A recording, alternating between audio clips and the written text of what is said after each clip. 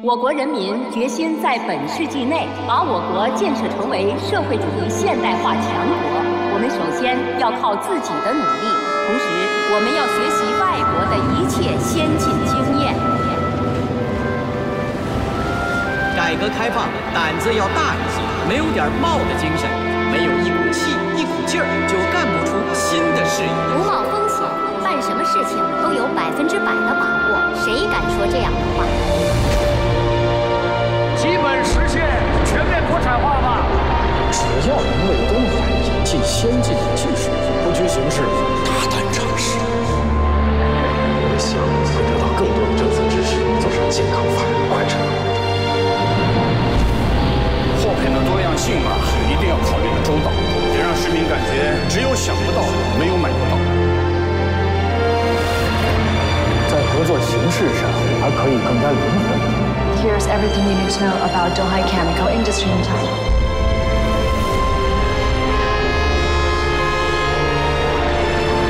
我们正在执行一项历史性的使命，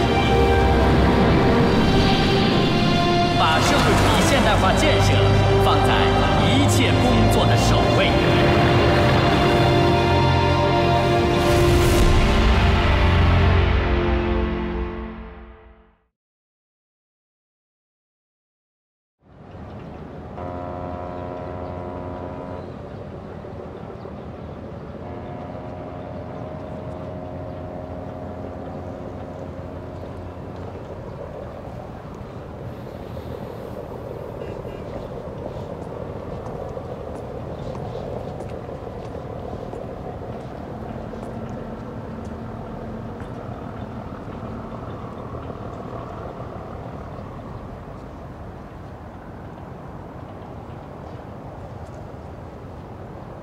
大哥那边事情解决的怎么样了？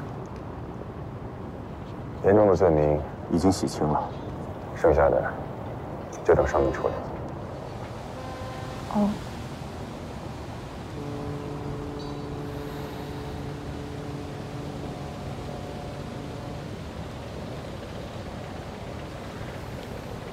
你这么晚叫我出来，是有什么话要说？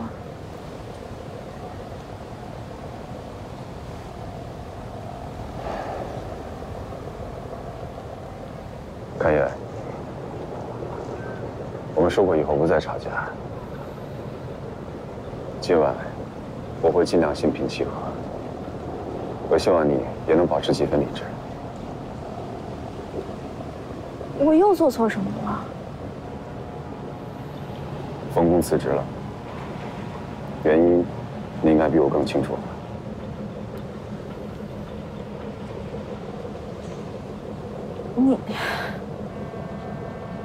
你刚回来就找他去了？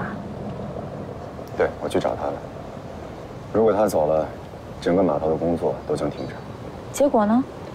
他本来不愿意见我的，我搬出了调他来的布文岛，他才勉强同意留下。但他说，如果以后再有人用工作之外的事情去骚扰他，谁的面子都没有。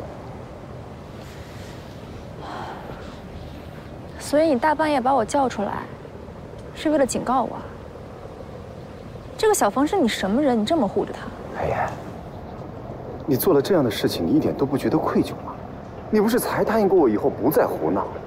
你知不知道，你的行为已经严重到影响东海厂的运转，影响到我的工作？你少拿工作说事儿。那有人影响我的家庭了，难道我还要忍气吞声吗？对，我是去找他了。我只不过是告诉他跟他的男领导保持距离，这样过分吗？她一个单身女人，又没结婚，周围工作的全部都是男同事，洁身自好是她最起码的要求。我就说了这么几句话，她就闹着要走，她这不是心虚是什么？我已经和你说过了，我和他只是普通的同事关系，你为什么就是不肯相信呢？那什么叫普通同事啊？普通同事跟自己的男领导3更半夜在一个小屋子里面说话吗？普通同事跟自己的男领导嬉皮笑脸没大没小吗？普通……我已经跟你解释过，小冯就是这种假小子个性，他跟所有同事都是这么相处的。她一个女同志，管着几百号男人，如果整天考虑这些事情，她怎么工作？再者，别的家属同志都没有意见，怎么到了你这就过不去了呢？她陪别的男人逛街，帮他们选衣服吗？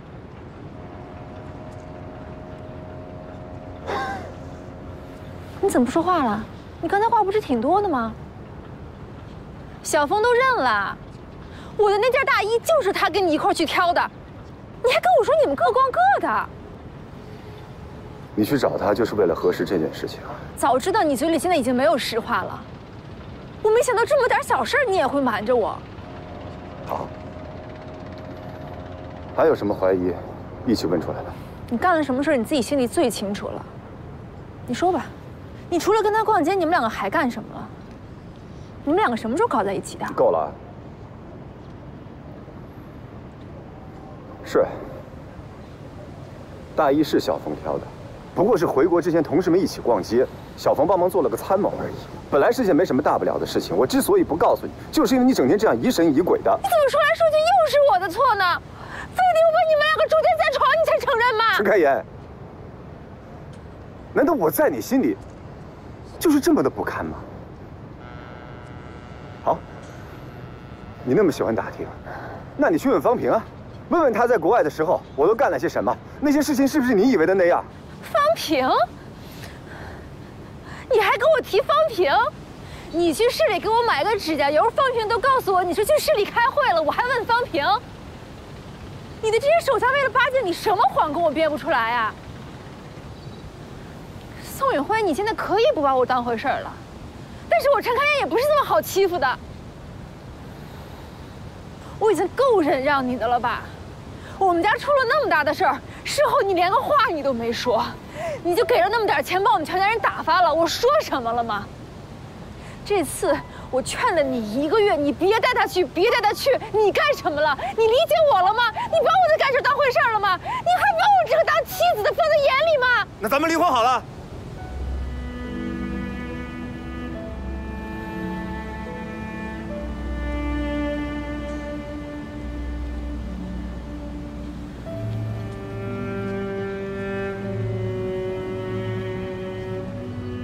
说什么？既然你觉得跟我在一起这么委屈，这么不愉快，那我们在一起还有什么意思？你竟然为了这个小峰要和我离婚？跟这些没有关系。就算小冯辞职了，还会有其他人冒出来。就算这些问题都解决了，你也会生出其他的不满。这样无止境的猜疑和嫌弃，这种日子，你觉得还有必要继续进行下去吗？宋运辉，这就是你对婚姻的态度吗？我知道了，明天我就搬走。不用你搬，我走。那你现在走啊！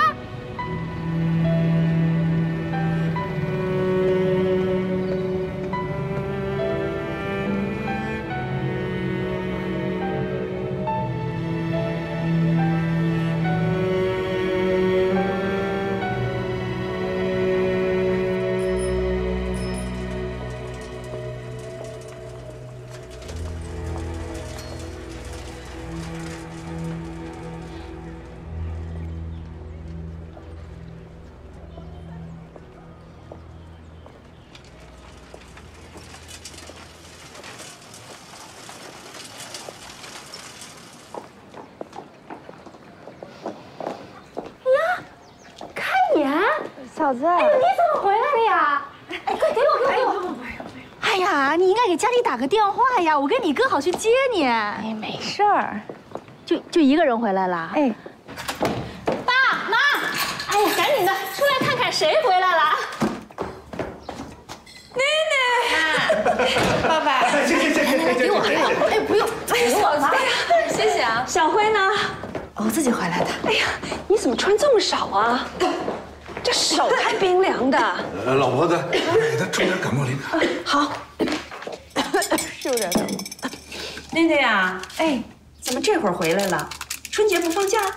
哎呀，这不是攒了那个假期一直没用嘛，马上就到期了，想你们回来看看你。你怎么样，好点了吗？好着呢，不用操心。小野你也没把他带回来，我们呐天天想。他现在那琴还弹吗？弹着呢，弹着呢，一直上课呢，挺好的。谢谢嫂子。你呀，早说要回来多好啊！让你哥上车站接你去啊！就是。行，你不是给小尹买了点衣服吗？你拿来让你妹妹看看。我本来打算给你寄回去，那现在正好了啊，我回家给你取去。哎，你别麻烦了，嫂子。不麻烦，正好我回去看看你哥回来了没有。你哥要是知道你回来了，不定高兴成什么样呢。我很快回来啊！哎，慢点啊！哎，好。哎，我哥哥嫂子最近都还好吧？他们有啥不好的？事事都如了他们的意，天底下没人比他们更顺心了。你怎么样？我挺好的。你爸呀，总说你忙，让我不要打扰你。哎呀，你瞧我这脑子，忘得一干二净。小尹他爷爷给你拿的药，说是补气血的，对身体好。然后你拿着药方子，你吃完了你接着抓就行，天天吃啊。小辉的爸妈还是厚道。你哥的事儿是因为他爸爸去了，他才肯帮忙的吧？我和你爸都知道，这事儿得亏了你。要不是有这么好的闺女，我们只怕是难过这一关了。我什么忙都帮不上，还说没帮上忙？你哥的货能出掉，你不知道在背后使了多少力气。我哥的货怎么了？你哥当初买的那些钢筋水泥，总算出清了。是杨子杰开市场的小杨帮忙，你哥跟着他还认识了不少人，现在生意终于不用我们操心了。杨巡，是杨巡帮我哥做的生意啊？对呀，他是宋运辉的小兄弟嘛，他帮你哥，那还不是看着宋运辉的面子？那宋运辉又是看着谁的面子？不光是我们，你哥和你嫂子心里清楚着呢。奶奶，晚上想吃什么？妈妈去给你买。哎呀，看我们奶奶这么久不见，都瘦了。妈妈做什么我都爱吃。好。哎，我这一路有点累了，我进去睡一会儿。哎，好，我来给你铺床。记得把药喝了啊。没事。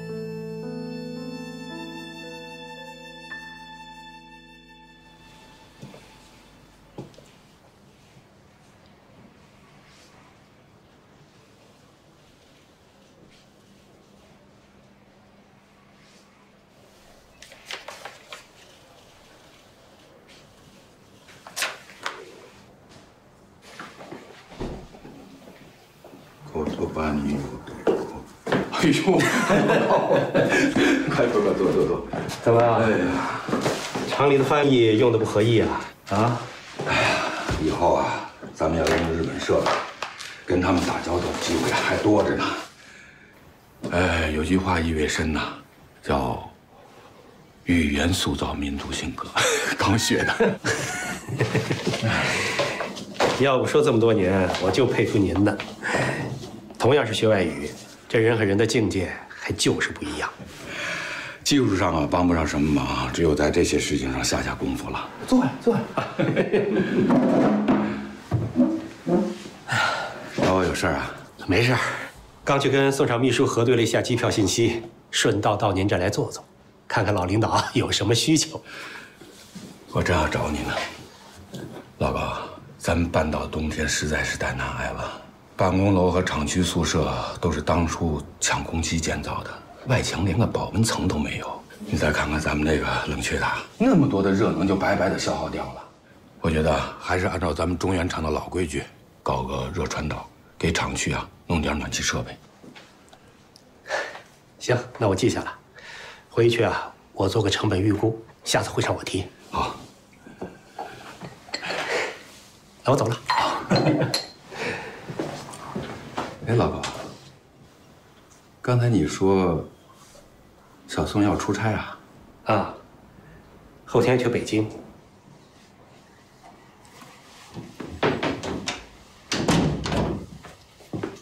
没听说最近部里有开会的通知啊？小拉叫他去的。宋厂自己定的制度，这出差报销啊，都得写明原因事由。他秘书报上来的单子写的不清楚，我去问啊，才知道的。老高，有制度就要严格执行，这点你做得好。马厂，咱们是中原厂的老同事了，对您这个人呢，我一向都是佩服的。我也希望东海2期能按照您的思路走。老高，你说这话什么意思啊？重点国有企业引进外资，这个想法是挺大胆的。可这个方案一旦做成了，那咱们东海的性质和局面可就都变了。老高，这些话那天我都跟宋厂说过了，这点政治觉悟还是有的。陆思的想法一向比较激进，1期刚一启动，他就马上着急想上2期，那宋厂是全力的配合。这次宋厂突然提出一个股权换设备，我看8成这就是陆思的意思。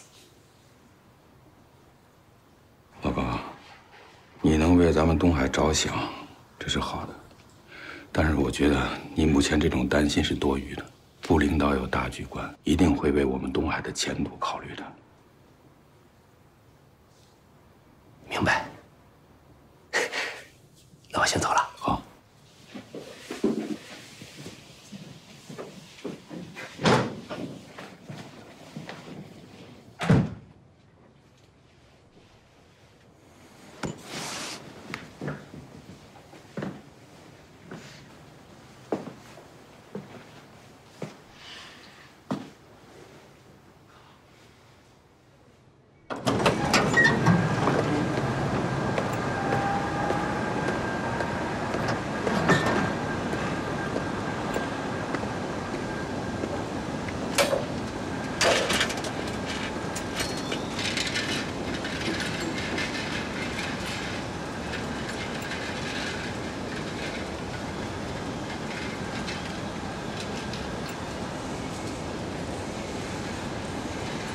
小宋啊，马厂，后天去开会啊？对啊，正要跟您请假呢。啊，一起走走吧。好。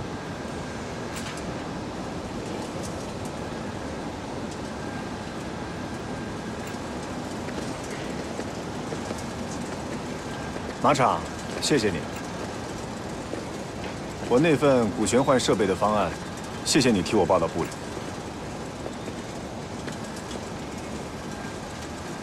你知道，我是不赞成搞股权合资的，所以才要谢谢你。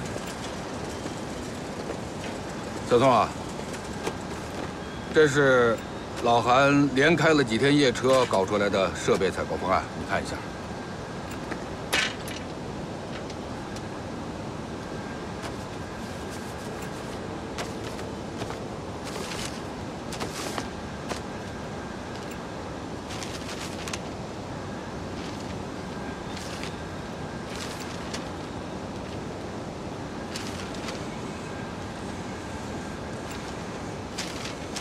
比你选定的那个方案啊，是差了点，但足够咱们用了。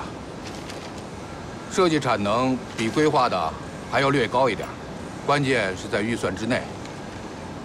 我还是倾向之前的那个 KDS 方案。小宋啊，这2年呢，咱们拍过桌子，但终究呢是在同一战壕并肩作战，也算是知根知底的老伙计了。我呢，这个人是个技术外行，但毕竟比你虚长20岁，有些事儿啊，我得提醒你一下。你说就是。这1年多，社会上关于姓社姓资、大是大非的路线讨论就从来没有停止过。领导把我放在这个位置上，我就不仅要讲效益，还要考虑其他的各方面的因素。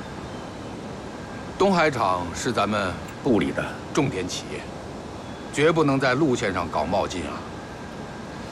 和外资谈股权合作，上海早就走在咱们前头了，而且就在咱们系统里也有。小宋，咱们和他们不一样。马厂，东海上1期的时候，因为种种原因选了国产设备，我有遗憾，我知道你也有。对，1期上的不容易，正因为1期上的不容易，2期才更要求稳啊。小宋，咱们都是在1线做实事的人，不能太理想化。比起将就用2流设备，我还是更想冒险试一下。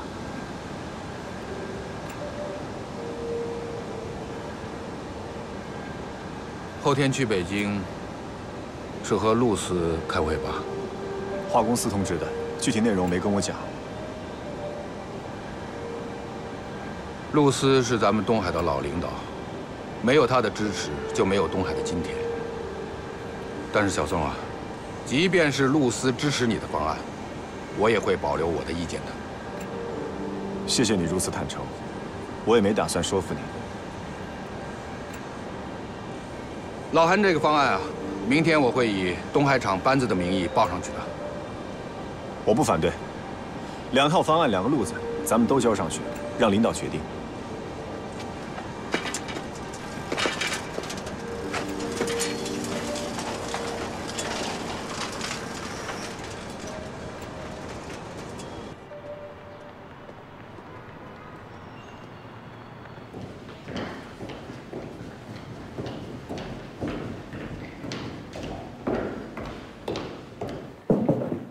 陆司长，宋厂长到了。哎，快进来。陆司长，什么时候到的？也不让我派车去接你。都跑熟了，到黄面里也很方便。走的时候一定让我派车去送你。快坐。那我就恭敬不如从命了。尝尝我这茶啊，上个月有朋友从浙江送来的，最后一批秋茶，唇齿流芳，回甘生津，得慢慢品。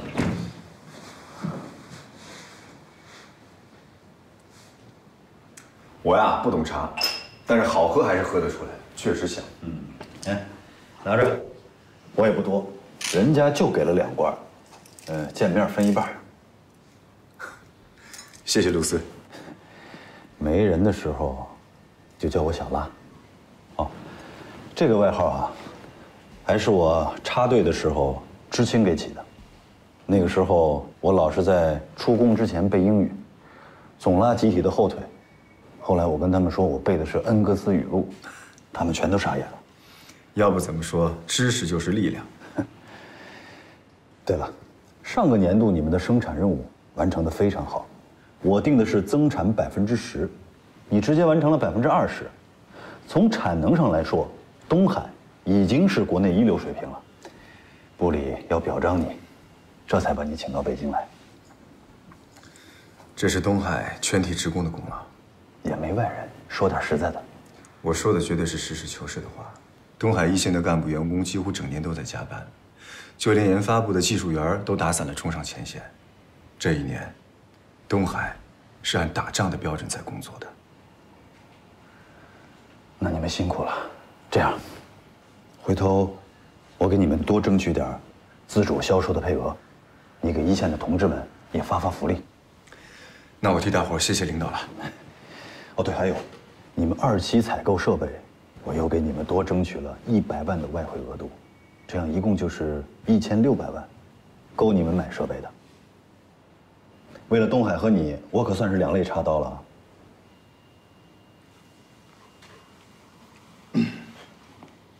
小兰，谢谢你为东海做的一切啊，只是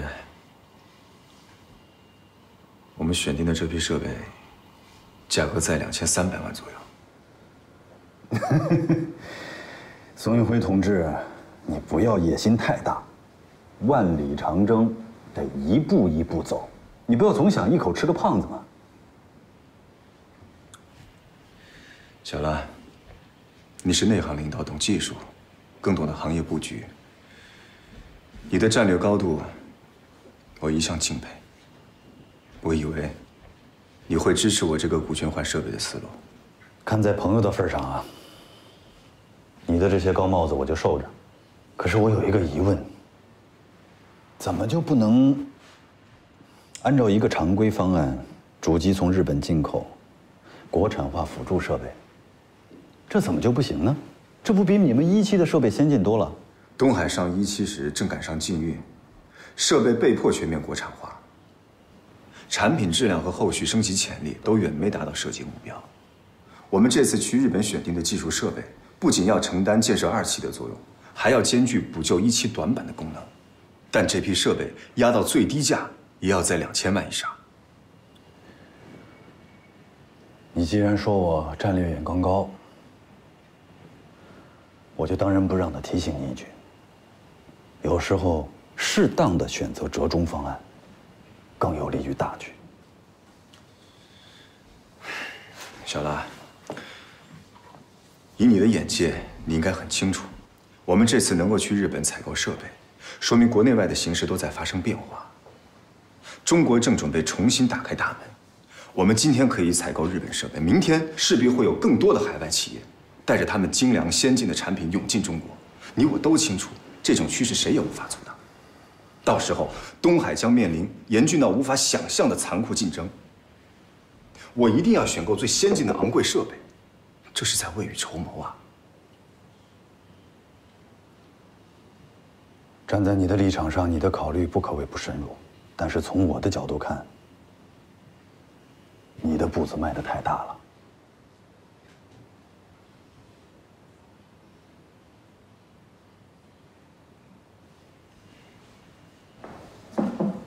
哎，小陈，王处长，这是4区化工的招股说明书，鲁斯说要过目一下。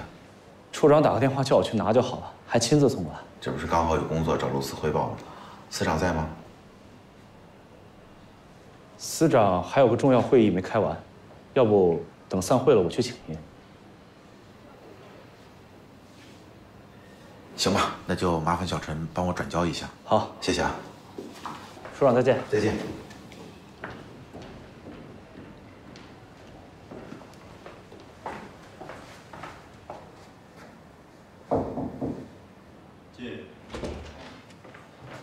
司长，王处送来的4区化工招股说明。你去吧。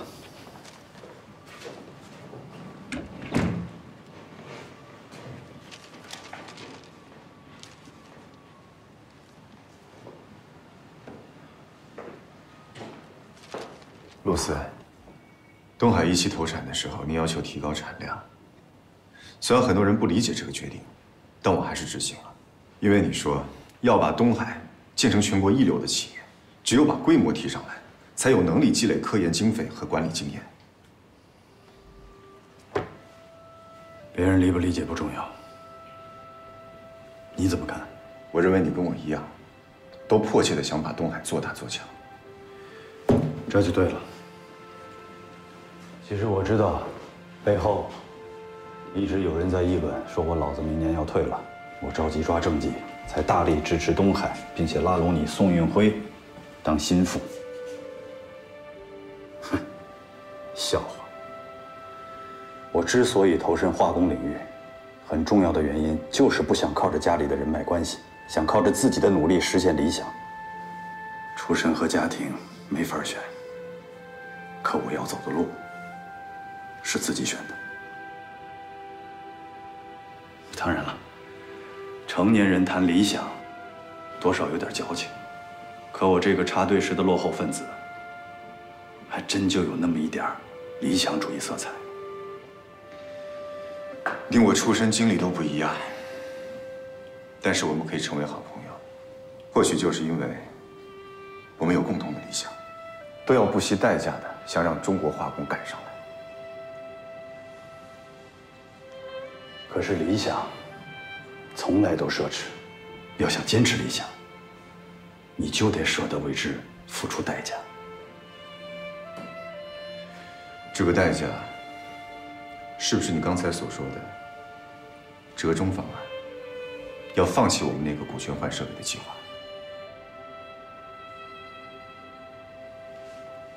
坐。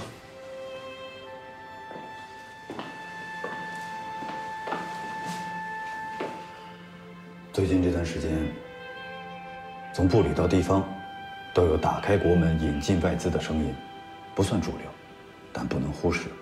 对这个声音，你是什么态度？我这个人你是清楚的，整个系统里也算是比较开化的。我不反对引进外资，但是东海不能作为试点。东海是系统里最年轻也是最先进的，是部里乃至国家都很关注的重点企业。这样的企业不能变成试验田，一旦和外方产生纠纷，影响太大了。对于系统、对于部里、对于东海，包括你个人，都很不利。危机和机遇本身就是对立统一的。相比于东海在未来的竞争中彻底丧失优势，我宁愿冒点风险。这个风险你能承担，东海能吗？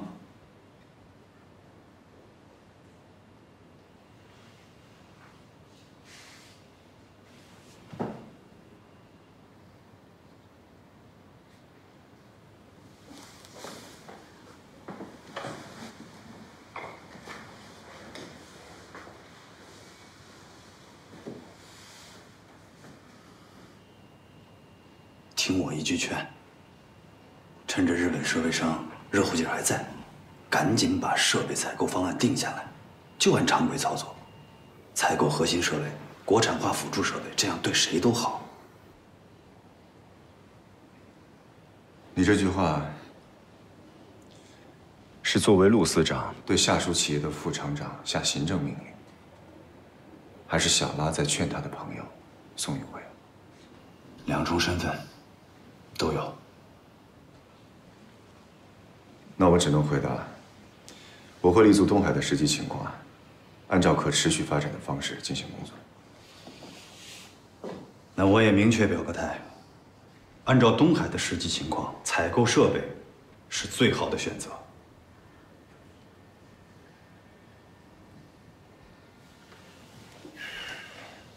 陆司长的建议，我会认真深入的去分析。但是东海未来最终的选择，还需要部领导与东海厂领导班子集体决定。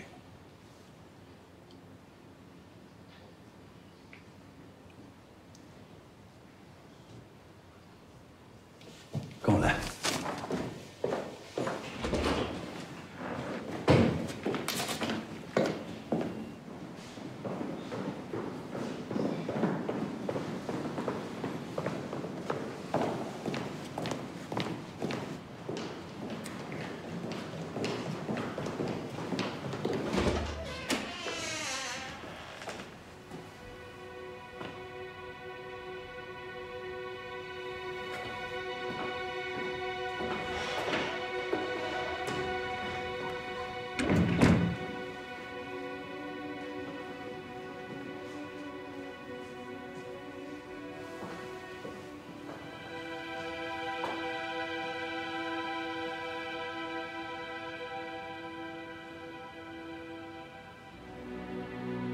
我们的化工企业从一穷二白走到今天，只有40年时间，是无数前辈筚路蓝缕开拓出来的局面。而海外的化工巨头动辄上百年历史，这之间的差距，你清楚吗？你带我来看这些，是想跟我说什么？我是想告诉你，你想的那点东西跟我说的大局根本就不在一个层面上。那你说的这个大局是什么？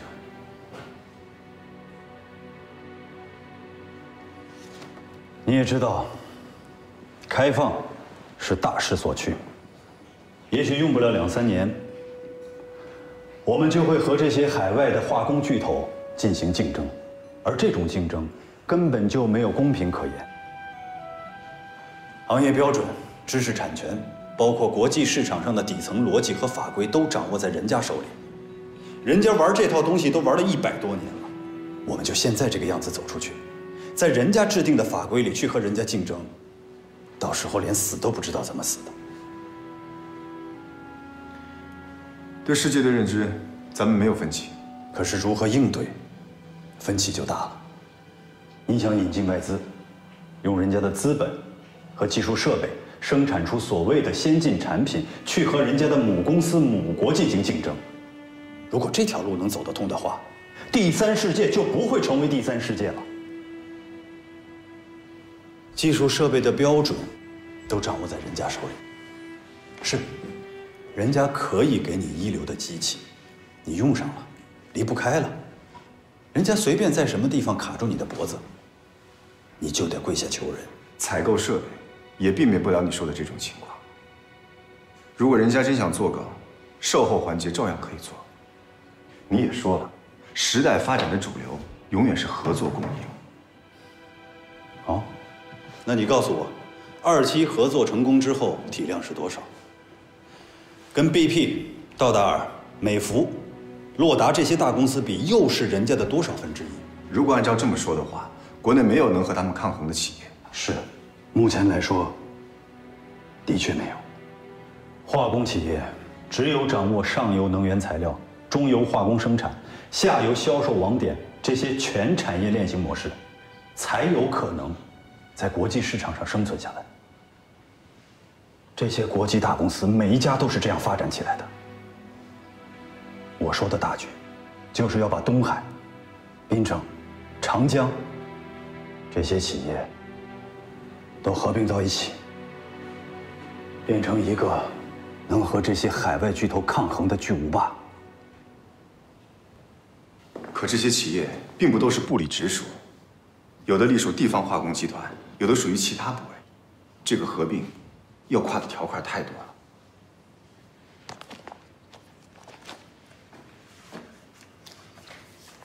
4区化工下个月初就挂牌了，由7家企业合并，也跨过了不同的部委、不同的地方。你是说，东海以后也有可能与其他的化工企业合并？但是还没有提上议事日程。可是领导很关注这个操作思路。这种模式不但能够建成全产业的大型企业，还能避免不同部委、不同地方的重复建设，产能内耗，还能盘活很多原本已经僵死的企业。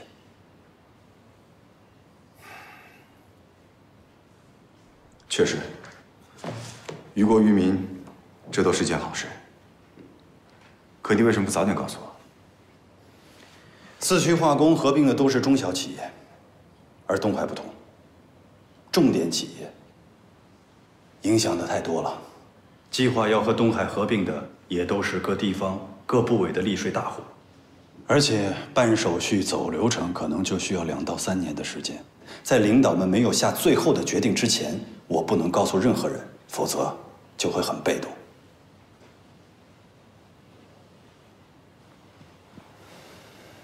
现在你知道我反对东海引进外资的真正原因了吧？东海一旦引进外资成功，企业性质就会发生变化。如果到时候再想合并重组，流程上就会非常麻烦。我们做这样一件大事，要解决的麻烦已经很多了。自己人就不要再添麻烦了。小兰，也许未必是麻烦。目前这个合并计划还没有展开，也就是说，东海至少有2到3年的时间可以发展。3年之后，合并计划开始，我可以保证把东海最优质的资产剥离出来，交给国家去组建大型化工集团。这一切只需要我在跟外商谈判的时候，把出让的股权比例控制住，把股权回购条款、合同细节做扎实。你们连设备的价格都压不下来，凭什么就认为日方会在股权合作上会做出重大让步呢？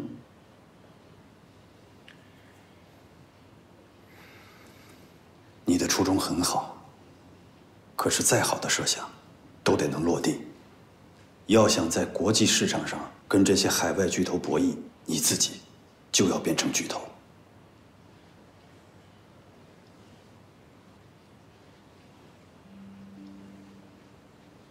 我没有说服你，对吗？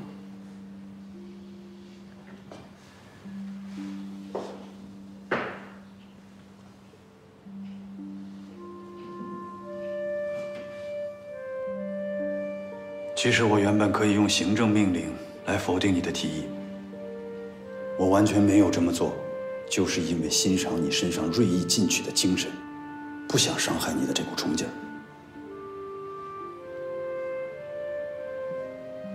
我知道你很执着，但我希望你的这份执着用在对的地方。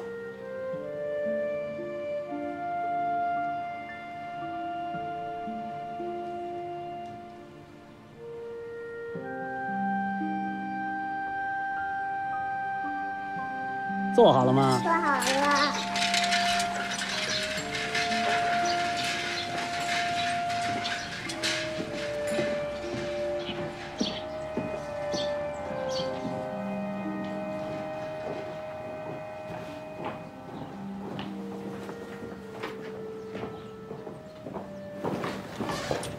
稀客啊，小苏。